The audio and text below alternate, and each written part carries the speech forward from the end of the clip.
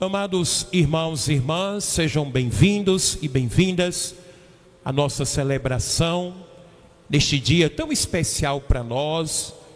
Todas as quintas-feiras aqui na nossa paróquia nós temos a hora da graça.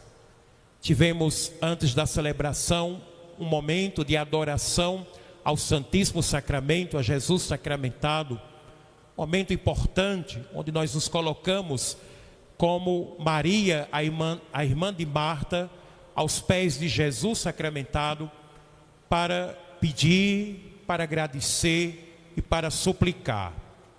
Pedir ao Senhor que continue a nos abençoar, que atenda os nossos pedidos, que escute as nossas súplicas. Quero também lembrar que hoje também celebramos o dia 13, dia de Nossa Senhora de Fátima. Ao meio-dia nós tivemos a nossa missa penitencial, onde pedimos também nesta celebração que a Virgem, a Senhora do Santíssimo Rosário de Fátima, nos ensine a rezar. Ela pede aos 3 pastorinhos a importância de rezar e rezar o terço, como nos lembra o seu hino, porque assim nós conseguiremos vencer as batalhas e as guerras, que são tantas. Não só as guerras provocadas por conflitos de outros países, mas lembremos das guerras internas. Há muitas famílias que vivem esta guerra. Guerra contra a pobreza, guerra contra o álcool, contra a droga, contra a prostituição.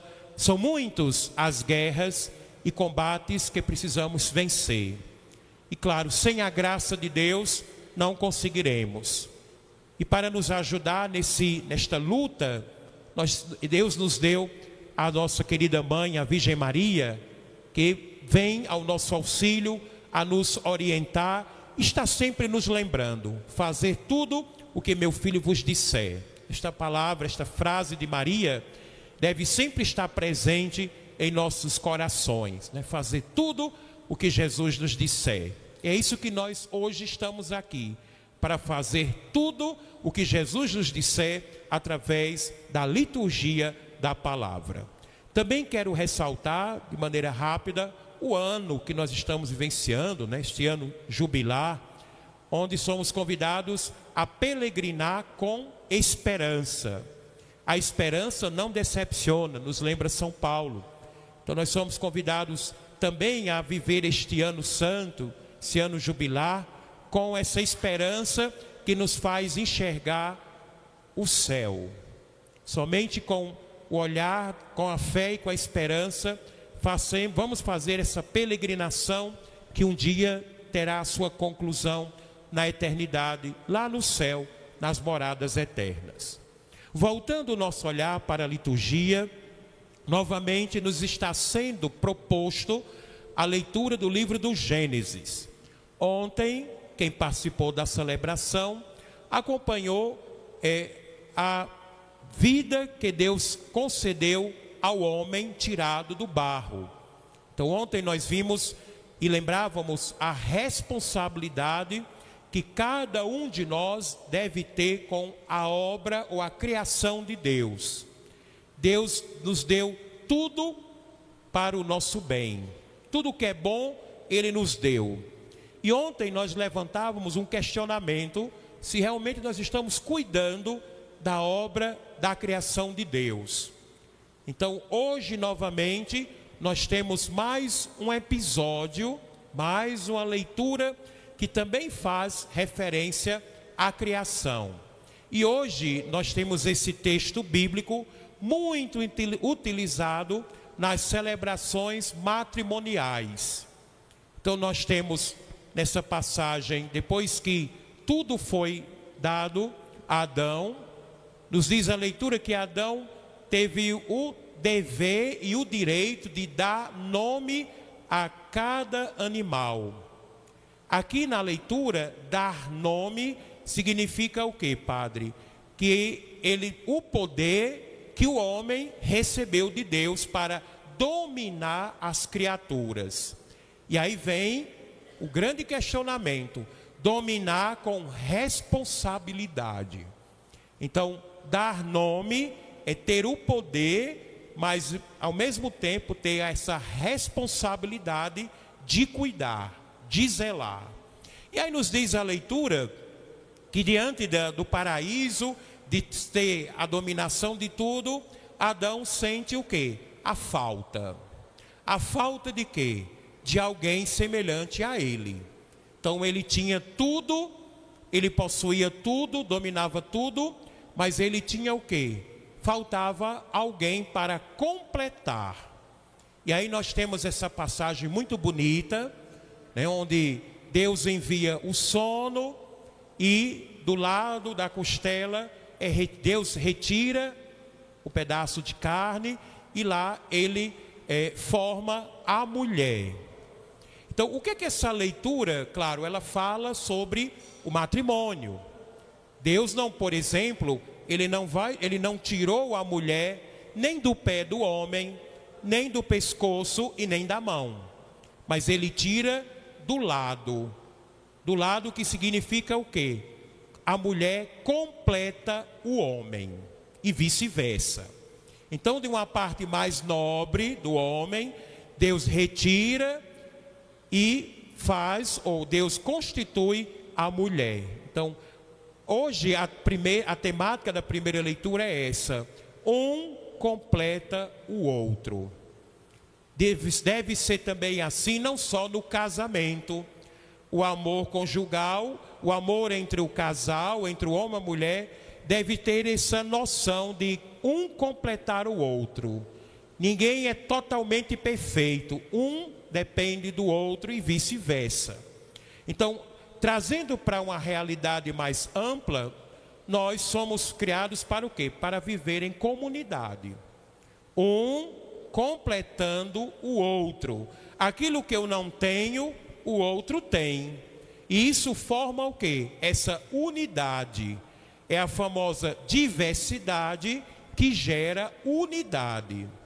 Então ninguém aqui pode se julgar ou achar que vive sozinho. Não, precisamos ou devemos ter o quê? Acesso uns aos outros. Então a leitura é bem clara.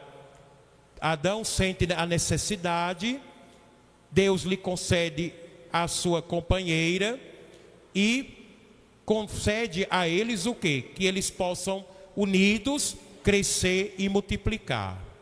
Então, na nossa realidade de povo de Deus, nós precisamos compreender essa necessidade, essa importância de vivermos essa unidade, um completando o outro. Em prol de quê? Em prol do bem comum. Então, não julguemos ou não nos achemos tão importantes de não precisar de ninguém. Precisamos uns dos outros. Isso sabemos muito bem. É aquela famosa lição de que Deus nos concedeu diversas qualidades. Cada um tem um dom.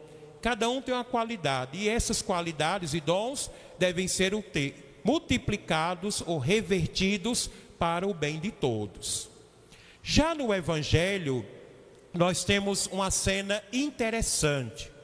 Primeiro, Jesus está evangelizando num lugar pagão. Tiro e Sidônia eram regiões pagãs. Então ele vai a essa região, está em casa, e de repente chega uma mulher pagã. Então vamos recordar, na época de Jesus, a mulher não tinha tanto destaque como hoje. Se eu disser assim, sai as mulheres, ficam os homens, fica bem pouquinho, né? Então, na época de Jesus, claro, porque vinha de uma sociedade machista, que tinha toda umas leis, um pensamento diferente. Então, vocês imaginam, uma mulher, e pior ainda, pagã. Percebam que na leitura é dito, não fica bem dar o pão e jogá-los aos cachorrinhos. Porque na época de Jesus, a mulher era chamada de quê? Era tão inferior que usava essa expressão. É um cachorro, uma cachorra. Então, só para vocês perceberem que como era alto o nível de discriminação a pessoas pagãs e mais ainda, mulheres. Então, foi pagão, era considerado, na palavra mais baixa, cachorro. Ora, se você chamar uma pessoa de cachorro, a pessoa fica altamente ofendida. Então, na leitura, é claro que Jesus não está discriminando, mas o evangelista coloca para que nós tenhamos a compreensão de a que nível as pessoas pagãs eram desclassificadas pelos judeus. Então essa mulher vai e pede algo a Jesus, que liberte a sua filha do demônio. Esse demônio tem nome, qual é, padre? Preconceito. Ela não queria que a sua filha tivesse o mesmo destino dela. Essa mulher pagã representa o quê? Uma comunidade marcada pelo preconceito, pela discriminação. Então ela vai a Jesus para dizer: olha, Jesus, liberta também a minha filha do preconceito, que ela não passe a viver mendigando para mendigância, que ela não passe a viver de sobras que caem da mesa das pessoas. Então aqui o demônio é preconceito, discriminação. Então aquela mulher não representa o quê? Uma comunidade marcada pelo preconceito. Elas querem se libertar, eles querem ser valorizados, eles querem ser o quê? Incluídos. E quem nos inclui, e quem não nos faz, não nos acolhe, e quem não faz ou não nos trata com preconceito? Ora, é nosso Deus. Deus é que não faz discriminação de pessoas. Lembra isso, São Pedro, na sua carta? Então essa mulher representa uma comunidade, um povo marcado pelo preconceito. E aí aquela vida tão sofrida, ela vai até Jesus e diz: liberte minha filha, eu não quero que ela passe pelo que eu estou passando. Pela uma vida marcada de preconceito, discriminação, pobreza, mendigância. E aí diante daquele pedido daquela mãe, claro que quer que sua filha tenha dignidade, seja acolhida, que não passe pelo preconceito, pela fé daquela mulher pagã, cananeia, Jesus liberta a filha daquela mulher do demônio da discriminação. E é isso que nós devemos hoje também sermos esses continuadores dessa mesma ação de Jesus. Vencer os preconceitos, acolher a todos e a todas, não importando a etnia, não importando a religião, não importando a raça, a cor, de jeito nenhum. Nós somos convidados a agir da mesma forma de Jesus, a acolher a todos sem preconceitos. Felizmente nós vivemos numa sociedade muito marcada pelo preconceito. Espero que ninguém aqui tenha passado por este momento, claro, muito doloroso, muito difícil, você ser discriminado, você ser taxado com preconceito.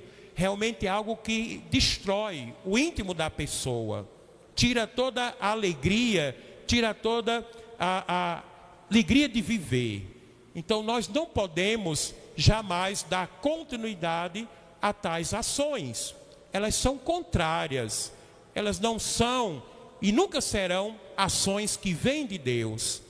Então uma mulher pagã, já tinha sobre si esse peso da discriminação, e pagã, vai a Jesus com muita coragem. E aí vem a primeira lição: ela não desistiu. Ela foi levada por quê, padre? Pelo amor e pela certeza que junto a Jesus ela obteria aquilo que veio para suplicar. Ela foi corajosa, essa mulher, se aproximar de um judeu, foi até Jesus e pediu. E o segundo, a sua fé. Primeiro, a coragem de ir a Jesus e suplicar. E segundo, a resposta que ela deu, marcada por uma grande humildade. Mas os cachorrinhos também comem as migalhas que caem debaixo da mesa. Então, duas grandes lições para nós. Primeiro, a confiança, a persistência, o desejo de ir ao encontro de Jesus e confiar. E o segundo, claro, a fé.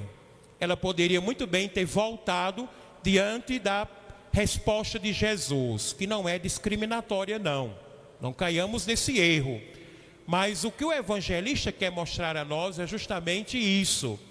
Aquela filha daquela mulher marcada pelo preconceito e pela discriminação foi libertada por Jesus, porque Jesus vem ao nosso encontro e nos dá a coragem e nos faz ver a importância de sempre incluir e não excluir as pessoas. Então, amados irmãos e irmãs, que nesta celebração não sejamos continuadores nem perpetuemos a discriminação e o preconceito, mas ao contrário, vamos acolher. Tem uma expressão, para concluir, de uma propaganda, eu acho que ainda existe, não sei se existe, que lá do santuário de Aparecida, né, a TV Aparecida, uma expressão muito bonita que eu sempre recordo dela, que diz assim: acolher bem também é evangelizar.